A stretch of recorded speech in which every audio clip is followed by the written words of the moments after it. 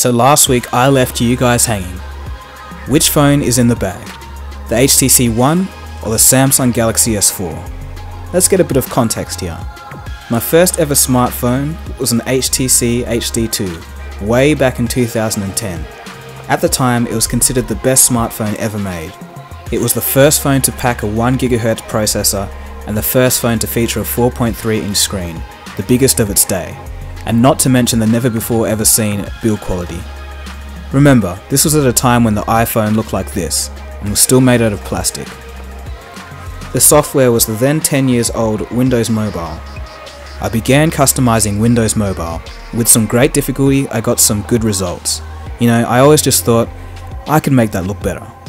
When Android was finally ported to the HD2, I couldn't believe the ease and freedom of customization. I began mucking around with different ideas and stumbled across an interesting 3D effect by chance. I posted a video on my efforts on YouTube as a last minute thought, and the rest is history. Anyway, my point is, HTC is where I began to tinker with phones, and it was all good, but then HTC began to fall behind. Enter Samsung. Samsung phones are always faster than HTC in my experience. It seemed like the Sense UI was just too much for the phones to handle at the time. Samsung was showing great innovation, only releasing one phone per year under their flagship S series. Meanwhile, HTC were releasing phones at a rate of 1 per second without any direction whatsoever. Samsung's innovation continued with the introduction of the Note series. At first people just laughed and said it was too big, impractical, and would basically be a failure. This proved to be a stubborn old mindset of the time.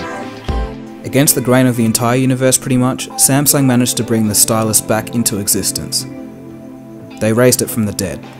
They also managed to create an entirely new market which still goes unrivaled today. Around this time, HTC just couldn't catch a break. They were getting annihilated by Apple in heated court disputes over patent infringements. In 2012, HTC was still bumbling. They saw that their market share was dipping, so they reacted with a flurry of activity, eventually starting the One series. Unfortunately, they released way too many phones, releasing the One X, One S, and One V, all within a short period of time. The One X was to be the flagship device, although it suffered from poor battery life. But that didn't matter anyway, because it was soon outdated by the HTC One X Plus, and then One XL only a few months later. This was the final straw for many people, and they must have flocked to Samsung in droves because Samsung saw a record growth in that quarter.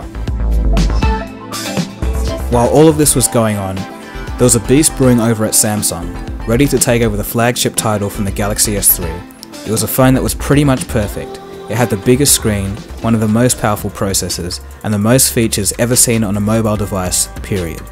It blew everything else out of the water.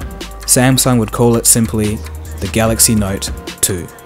To say the least, I was very impressed by its power and quickly uploaded a video demonstrating it. Little did I know that it would be my most watched video of all time. HTC fought back against the Galaxy S3 and the Note 2 with a device called the Droid DNA, which was quickly surpassed by something else. In 2013, things have changed once again. HTC, realizing its mistakes, have decided to pour their heart and soul into a new device simply titled the HTC One. This marked the end of a slew of confusing phones by the manufacturer. With Apple's market share slowly falling, it's an open game for anyone. This time, Samsung took the safe approach and decided to do an iteration of the Samsung Galaxy S3. They packed more power and redesigned the chassis, and added a few more features, but it was largely unchanged. And this brings us to where we are right now. So, what's in the bag? Now, without further ado, the phone that was inside the bag. Let's have a look. And it is the Nokia 1680 Classic. The Nokia 1680 Classic. Introduced in April 2008, it's a versatile phone that you didn't really think I was going to do that to you guys, did you? The phone that was really in the bag is the HTC One. Yep, that's right guys, I went out and got myself an HTC One.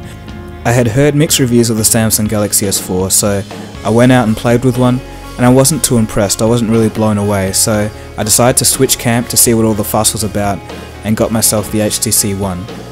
I'm excited to see what this phone can do, and I'm going to be pushing it to the limits in the future. Don't get me wrong, the S4 is a great phone, but it just didn't have that much over the Note 2. And in a weird kind of way, this kind of proves that I'm not really a fanboy.